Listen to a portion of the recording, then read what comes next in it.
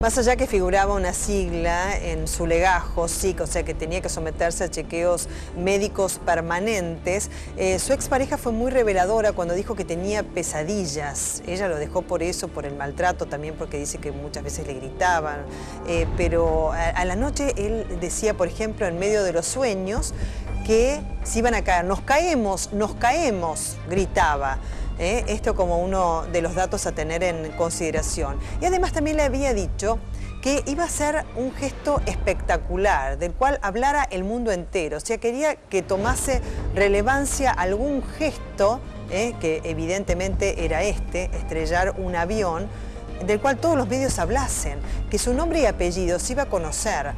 Luis Rusconi, estamos con un especialista, ¿no es cierto?, en estos temas, porque queremos ir un poco más allá de la información.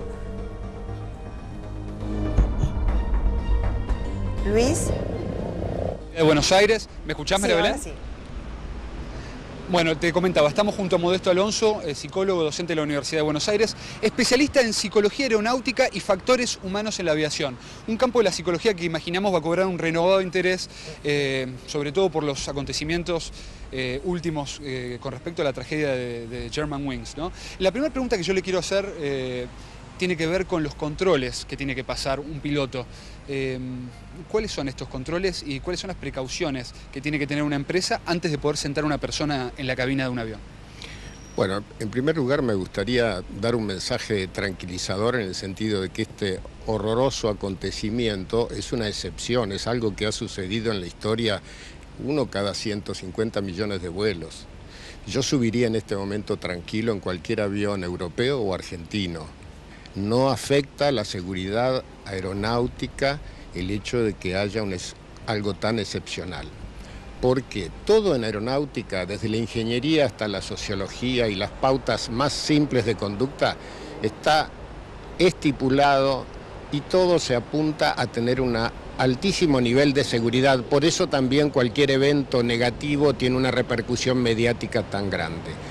Ahora bien, ¿cómo se hace con los pilotos desde el punto de vista médico-psicológico? Hay algo que se llama aptitud psicofisiológica, que es en qué medida la persona está en condiciones médicas y psicológicas para cumplir su función, que requiere una performance sutil y continua, y para eso se hacen estudios de una manera intensiva que muy pocas poblaciones profesionales reciben. Por ejemplo, un piloto en Argentina, si tiene más de 40 años y para pilotear como piloto de primera categoría un avión comercial, tiene que hacerse este estudio cada 6 meses. Supongamos que va a la institución líder, que ahora cumple 70 años y que ha hecho su manual de medicina aeronáutica, el Instituto Nacional de Medicina Aeroespacial. Va y tiene un estudio médico completo y además se le toman test psicológicos y de acuerdo a los resultados preliminares de los test psicológicos, los psicólogos orientan al psiquiatra en cuanto a puntos de profundización que va a explorar en la entrevista que va a tener. Si de todo eso resulta que hay algunas dudas por los indicadores que surjan, entonces se indica que la persona haga estudios más profundos, con test más completos y de mayor amplitud en cuanto a su exploración. Dejemos por un segundo ahí la respuesta. Le quiero introducir también a María Belén Aramburu porque entendemos que tiene muchísimos matices, ¿no? Es una respuesta bastante compleja. María Belén, cualquier pregunta que vos quieras hacerle al doctor, por supuesto, te está escuchando. Gracias, Luis. ¿Cómo le vamos de esto? Buen día. Buen día, María Belén. Bueno, me parece muy acertada su apreciación respecto de que este ha sido un caso excepcional, ¿no es cierto? Aislado, podría decirse, dentro de lo que es la aviación, ¿no? Teniendo en cuenta también el porcentaje de accidentes en este rubro, digamos que son muchísimo menores a los accidentes, por ejemplo, que ocurren vía terrestre, en una ruta y demás. Ahora, atendiendo a la situación personal de este copiloto que estaba bajo tratamiento psiquiátrico, no entiendo el tema del ocultamiento de certificado a la empresa. O sea, más allá de que él quisiera esconderlo, ¿cómo no tenía la empresa algún control sobre esa emisión de certificados? Porque el certificado decía que no podía volar desde el 16 al 29 de marzo, o sea, periodo en el cual él voló y estrelló el avión. ¿Existe esa suerte de ocultamiento a una empresa aeronáutica de un material tan sensible que la empresa lo deje volar? Bueno, me parece muy atinada su pregunta. A ver, la investigación de accidente aéreo es extremadamente compleja y es una imprudencia opinar, pero vamos a tomar como si fueran datos que tenemos que tener en cuenta estas versiones que circulan. Lo primero que llama la atención es que si un piloto está fuera de sus condiciones normales como para poder volar, maneje esto por su cuenta. Aquí en la Argentina, si un piloto en el examen se determina, o la empresa misma con su equipo médico psicológico determina que no está en condiciones de volar, es bajado de vuelo y es seguido hasta que se confirma que ha recuperado toda su aptitud. Si esto sucede cuando se le hace el estudio regular cada 6 meses o cada año, tiene que llevar el certificado a la empresa y la empresa no le va a permitir volar si no está el certificado en buenas condiciones. Por ejemplo, si el INMAE no le dio el apto, no sube a un avión. Y si no le da el apto temporariamente, se harán todas las medidas necesarias terapéuticas hasta que recupere su funcionamiento normal y ahí sí sube un avión.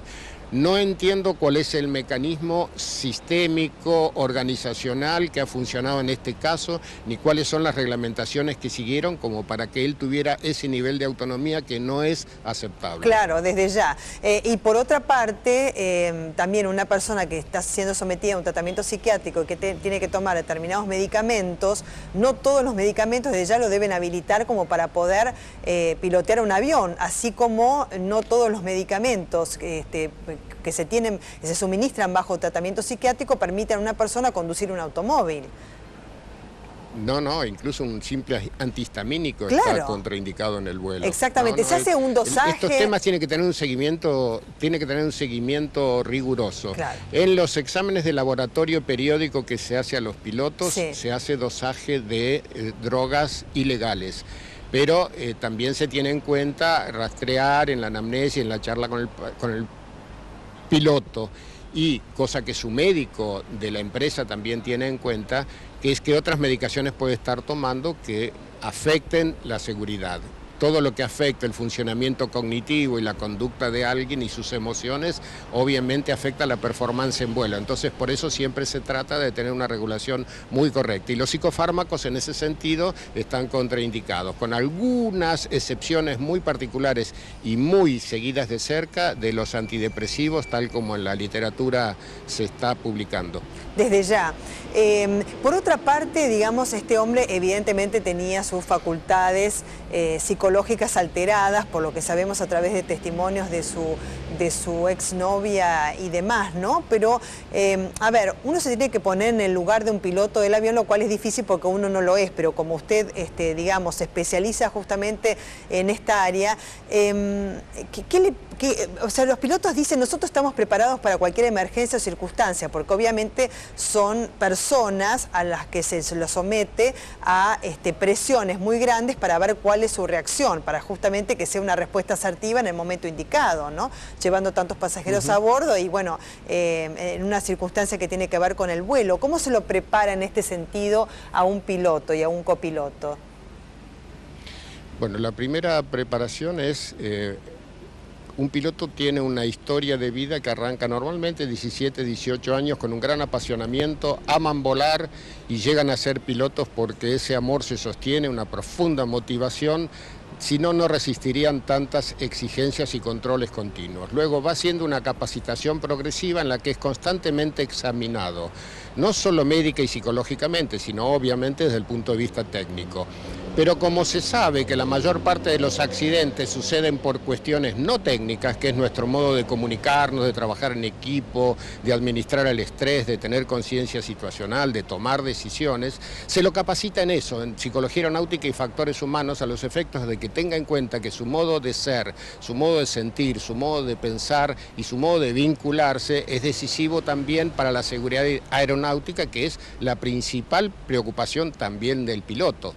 Y que su responsabilidad como piloto, por su propio cuidado y el de la gente, es que si él se levanta a la mañana para volar y descubre que no está en buenas condiciones, tiene la opción de pedir la guardia, de manera tal que es exceptuado de volar ese día, recibe los cuidados necesarios y otro compañero en buenas condiciones sale en su lugar. Pero la formación desde hace ya muchos años incluye lo que tiene que ver con factores humanos, CRM, psicología aeronáutica, que es estar atento a cómo él es y cómo son los otros y cómo es el vínculo de equipo, porque de eso depende también la seguridad aeronáutica. ¿Hay un sistema de preservación y autorregulación dentro de la familia, llamémoslo así, aeronáutica, de tal manera que si un colega ve que no está en buen estado para volar, dé aviso para que sea reemplazado inmediatamente? Sí, de hecho sucede y a menudo un vuelo se ha sido suspendido porque o una tripulante de cabina o un colega piloto ha encontrado a un piloto o copiloto en condiciones inadecuadas para el vuelo, y en esos casos se suspende el vuelo, es reemplazado y queda fuera de vuelo hasta que se determine qué le sucede y se asegure que eso ha sido superado. Si bien hay un control psicológico, ¿no? Bueno, sería el apto físico y psicológico de parte de los pilotos y copilotos que usted señaló que es cada 6 meses, más allá de un seguimiento y un contralor de aquellos que no presenten las condiciones óptimas, y entonces tenga que hacerse, digamos, un seguimiento mucho más cercano. En el momento en que va a pilotear un avión, ¿se lo controla? Como por ejemplo, se hace el test de alcoholemia, supongamos a un colectivero o a un chofer de larga distancia, ¿no? De un ómnibus de larga distancia. En principio no, que yo sepa. No. Claro. No, pero el control continuo que hay, porque además hay un control mutuo de todo el grupo, y hay un médico dentro de la empresa a quien también hay un seguimiento, y además la gente se conoce, las versiones corren con buena o mala intención, porque no olvidemos que no somos muy piadosos desde el punto de vista psicológico, seguimos teniendo prejuicios hacia lo psicológico, y por eso también tiene que ser todo manejado con mucha discreción, porque se estigmatiza a la persona que pide ayuda por razones psicológicas, y por eso se genera un marco de resguardo de secreto profesional médico-psicológico para que la persona pueda ser atendida y no correr riesgos, ni él ni a los demás. Tengo entendido que en este sentido, por ejemplo, que usted señala con tanta precisión, también se atiende a situaciones particulares que pueden derivar en algún desequilibrio, como puede ser, por ejemplo, la pérdida de un ser querido o algo que choquee al individuo que se tenga que hacer cargo, ¿no es cierto?, de pilotear un avión, como un punto a ser atendido especialmente por la empresa. ¿Es así? Y de ser así, digamos, ¿cómo se hace un seguimiento? Bueno, eso se parte de la base que en la formación, desde que el piloto es joven, estos factores están en juego, y ya hay una vieja tradición del autochequeo del piloto de su estado emocional y físico antes de salir a volar. Su mayor responsabilidad es hacer su autochequeo, y si ve que no, entonces se comunica con su equipo médico-psicológico de la empresa de manera tal de ser ayudado, y de todas maneras eso a veces ni hace falta que suceda, ya al enterarse que ha habido una pérdida importante, etcétera, es algo que se conversa y se reprograma. No está obligado a salir a volar en condiciones inadecuadas. Por el contrario, se favorece en una cultura justa, en una organización evolucionada, que la comunicación no sea castigada. No hay que matar al mensajero, ni hay que dejar de fomentar que las cosas se digan. En aeronáutica se dice: el primero que la ve la canta, en sí mismo o en los demás, porque a veces no hay tiempo para luego corregir. Y acá no importan las jerarquías ni importa ningún otro factor. Es verdad, no hay tiempo, ahí no hay tiempo. Y uno cuando ya, a veces no hay tiempo. Claro, desde ya, cuando uno está en el vuelo ya se ha tomado la decisión, ya digamos está volando ese avión. Respecto de este copiloto en particular, ¿no? Y de acuerdo con los datos que tenemos, un hombre que, según han manifestado su expareja, quería brindar un gesto espectacular, que tomara notoriedad pública, que todo el mundo supiese su nombre y apellido. ¿Qué habla sobre su personalidad en cuanto al trastorno, ¿no?, que puede tener en cuanto a la comisión de suicidio y de homicidio, porque no solamente se quitó la vida a él, sino que ni pensó en los pasajeros que estaban a bordo? Bueno, en principio estamos en presencia de un crimen, no es un accidente por error. No. Pero tenemos que tener mucho cuidado porque todavía nos falta información. Por ejemplo, yo no tengo pruebas de que las declaraciones de las personas que han declarado lo que usted acaba de repetir sean ciertas.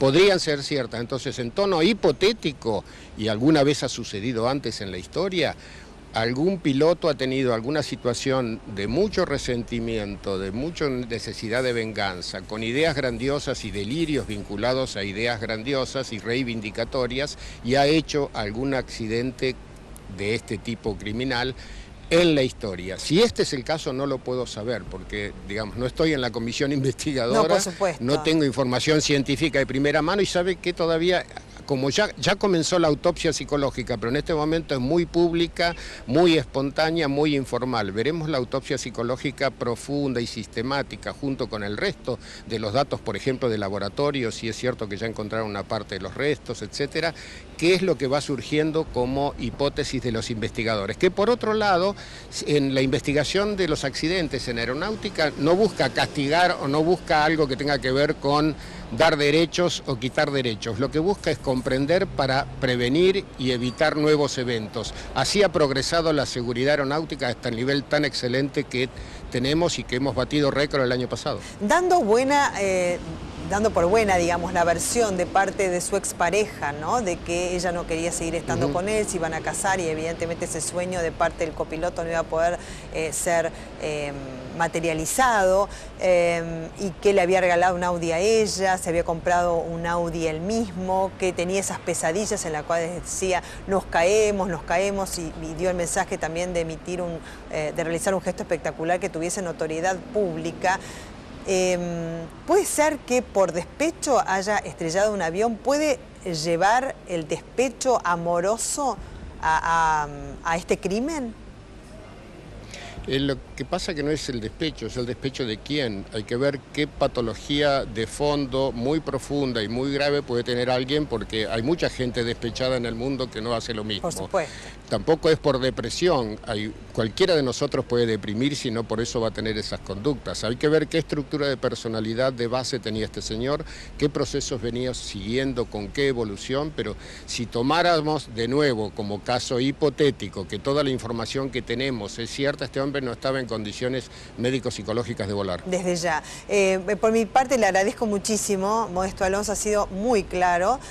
Luis, por ahí tenés alguna otra pregunta también para hacerle. Sí, yo le quería preguntar, aprovechando que habló de los récords en materia de seguridad aeronáutica, y me imagino que este habrá sido un evento que ha conmovido a toda la gente que trabaja con seguridad aeronáutica. ¿Cree que esto va a hacer que cambie algo dentro de la seguridad? ¿Van a aparecer nuevos protocolos, o los protocolos vigentes deberían haber sido suficientes para detectar a esta persona y simplemente no se ejecutaron como se debían ejecutar? Los protocolos son rigurosos y detallados, pero abiertos. En todo momento se vienen modificando en la historia de la aviación a los efectos de lograr más seguridad operacional, que es el liderazgo de toda la actividad. Seguridad y más seguridad. ¿Cómo la obtenemos? En todos los aspectos, desde el diseño hasta la ingeniería, la sociología, el modo de organización y gestión, el rol de los gerentes, y desde el punto de vista médico-psicológico, las medidas que se puedan llegar a tomar para mejorar los procesos. Por ejemplo, ya sea el funcionamiento de la puerta y los códigos de manejo de esas situaciones, ahora se está hablando mucho del tema de las 2 personas siempre en cabina, hasta cómo se modifican o no las exploraciones médico-psicológicas por factores nuevos que se van conociendo todos los días, no solo en este caso, sino en los casos que todos los días se ven de incidentes pequeños o errores pequeños. Y además hay algo también para acentuar: la seguridad aeronáutica tiene que ver con estudiar mucho por qué las cosas salen bien y no por qué salen mal, porque eso ayuda a hacerlas mejor todavía. Por mi parte, muchísimas gracias. Gracias a ustedes, buenos días. Gracias, Modesto, muchísimas gracias, Luis. Ya vamos a retomar contacto con vos en otra oportunidad. Muy amables. Buen día. Gracias.